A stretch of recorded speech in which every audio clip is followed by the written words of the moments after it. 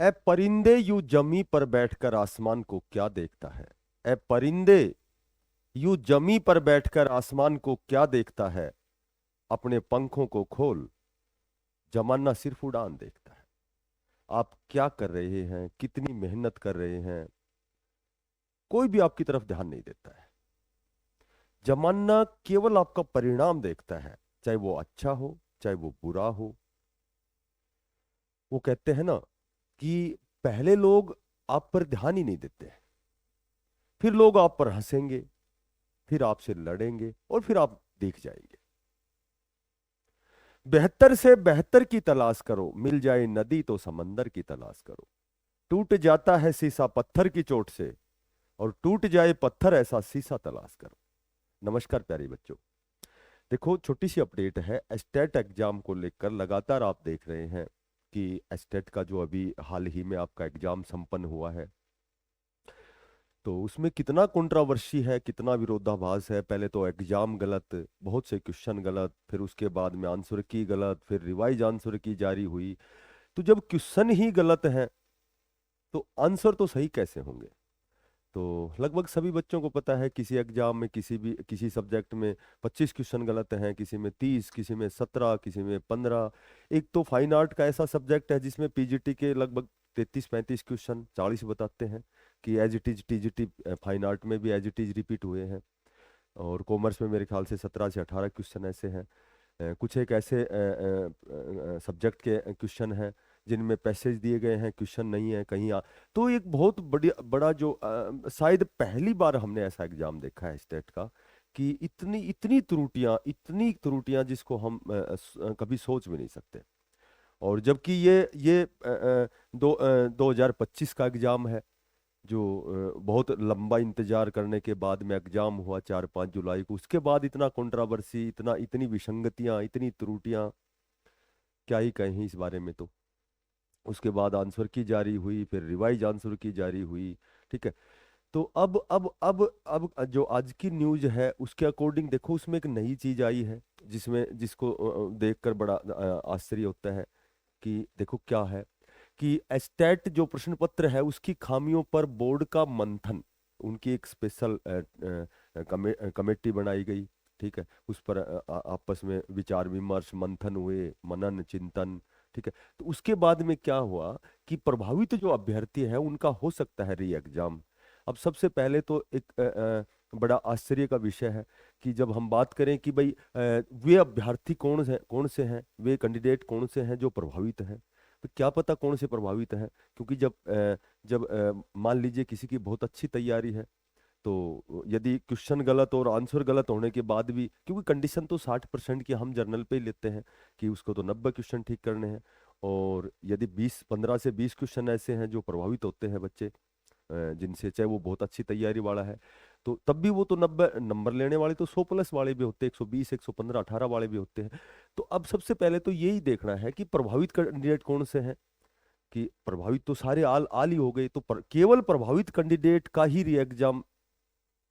तो ये तो कहीं न कहीं यहाँ भी वही कंट्रोवर्सी दिखाई देती है कि जब प्रभावित तो सारे हुए हैं भाई, 15 से 20 से 25 से 30 क्वेश्चन जो गलत है या आंसर गलत है, जिनमें विसंगतियां हैं, तो केवल प्रभावित वालों को एग्जाम कैसे पता लगेगा।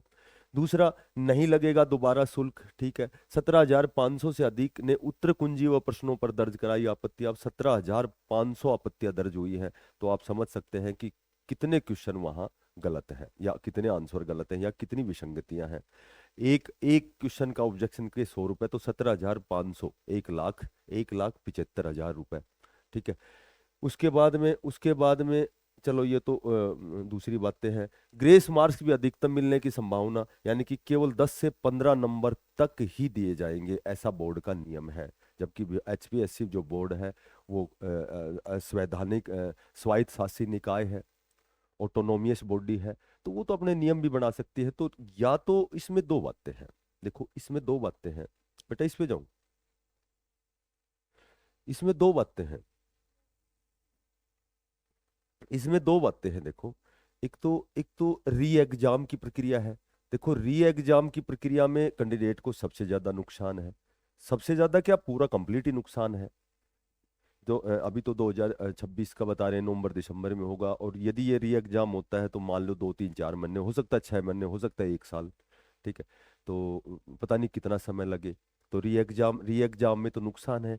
नुकसान ये है कि बहुत से ऐसे भी कैंडिडेट हैं जिनका अच्छा स्कोर है, उन्होंने बहुत अच्छी तैयारी की। पिछला एग्जाम जो स्टेट का हुआ था, हो सकता है उनमें 1 2 3 नंबर कम रहने वाले कैंडिडेट अब की बार बहुत ज़्यादा गंभीर होकर, संजीदा होकर, बहुत सीरियस होकर उन्होंने तैयारी की हो, तो वो ऑलरेडी इसमें आराम से क्वालिफाई हो रहे हैं, यानी कि इस एग्जाम को क्रैक कर रहे हैं। तो उनके लिए नुकसान है। ठीक है। और उनको फायदा है, हो सकता है जिनका पेपर खराब हुआ है या जिनकी तैयारी नहीं थी। तो ये तो दोनों प्रकार की बातें होती है। उसके बाद में जो ग्रेस मार्क है, जो ग्रेस दिए जाएगा, तो अब एचपीएससी द्वारा बताया गया कि 10 से 15 नंबर तक ही ग्रेस दिया जाएगा। तो बाकी यदि क्वेश्चन 25 गलत है, या क्वेश्चन 30 गलत है, या 22 गलत है, या 20 गलत है, तो ये बाकी क्वेश्चन जो है इनका क्या करेंगे? 10 से 15 यदि ग्रेस दी जाए, तो ये ग्रेस, सबसे बेस्ट तो ग्रेस देना ही होता है। मान लीजिए किसी भी पेपर में यदि 20 क्वेश्चन गलत है, तो 20 नंबर सभी को दिए जाने चाहिए। सबसे बेस्ट तरीका तो है ही है। और यदि केवल ऐसी कंडीशन है, ऑटोनोमियस बॉडी के पास भी ऐसी कंडीशन है कि वो 10 से 15 नंबर की ही ग्रेस दी जाएगी, तो आप समझ सकते हैं कि बाकी 5% बच गए या 10% बच गए, तो जो आउट ऑफ 150 का जो आपका एग्जाम है, जिसमें कंडीशन जनरल की 60% यानी कि 90 नंबर की कंडीशन है, तो यहाँ ये जो क्वेश्चन गलत है, केवल 15 क्वेश्चनों पर ग्रेस दी गई या 10 पे दी गई, जबकि क्वेश्चन उसमें कंट्रोवर्सी 20 क्वेश्चनों की है। तो बाकी ये 5 क्वेश्चन है या 10 क्वेश्चन है, टोटल 150 में से घटा दो, टोटल बच गए 140 क्वेश्चन। ठीक है। तो 140 का जब 60% निकालोगे तो 84 पे जर्नल का क्वालिफाई होना चाहिए।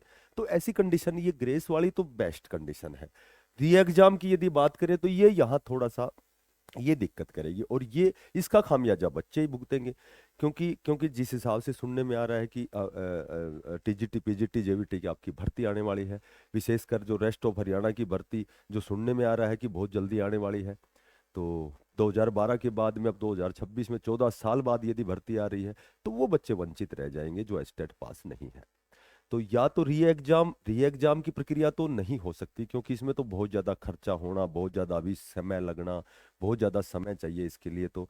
जबकि जबकि जो भर्तियां है, विशेषकर रेस्ट ऑफ हरियाणा जेबीटी की भर्ती है, तो एक बहुत लंबे समय बाद यदि भर्ती आ रही है, और जो बच्चा स्टेट से वंचित रह गया, स्टेट का एग्जाम यदि इसमें विलंब होता है, देरी होती है, तो वो बच्चा तो फॉर्म भरने से वंचित रहेगा।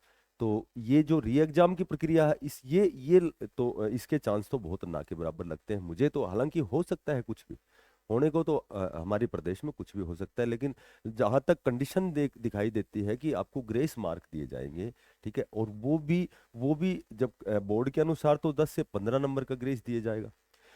लेकिन यदि वास्तव में किसी एग्जाम में यदि 30 क्वेश्चन है, 25 है, तो बाकी के जो 10 क्वेश्चन है उनको लेस किया जाए आउट ऑफ टोटल नंबर में से, उसके बाद में जितने नंबर जो बनते हैं आपके, उसका 60% या जो भी है कंडीशन है कि कितने परसेंट वाला कैंडिडेट जो है वो स्टेट क्वालिफाई करता है, तो वो कंडीशन यहाँ एक्ट अपॉन होनी चाहिए, जहां तक मैं समझता हूँ। तो देखो होता क्या है। बाकी यदि यदि री एग्जाम होता है, तो कहीं न कहीं यदि आपकी रेस्ट ऑफ हरियाणा जेबीटी की भर्ती आती है, तो वो सारे जो भी अभ्यर्थी हैं, कैंडिडेट हैं, जो स्टेट जो क्वालिफाई नहीं है, उनको एक बहुत बड़ा खामियाजा भुगतना पड़ सकता है। तो माननीय चेयरमैन साहब से मैं विनम्र निवेदन यही करूंगा, यही मेरी हम्बल रिक्वेस्ट है कि इन बच्चों को ग्रेस मार्क दिए जाए। ठीक है। ग्रेस दी जाए। जितने क्वेश्चन पर कंट्रोवर्सी है, विरोधाभास है, विसंगतियां हैं, उतने नंबरों की इनको ग्रेस दी जाए। और यदि 10 से 15 नंबर का ही आपका नियम है, तो बाकी जो क्वेश्चन गलत हैं उनको 150 में से घटा करके, उसके बाद वो कंडीशन है उसको एक्ट अपॉन करके, और उन कैंडिडेट्स को फायदा देना चाहिए।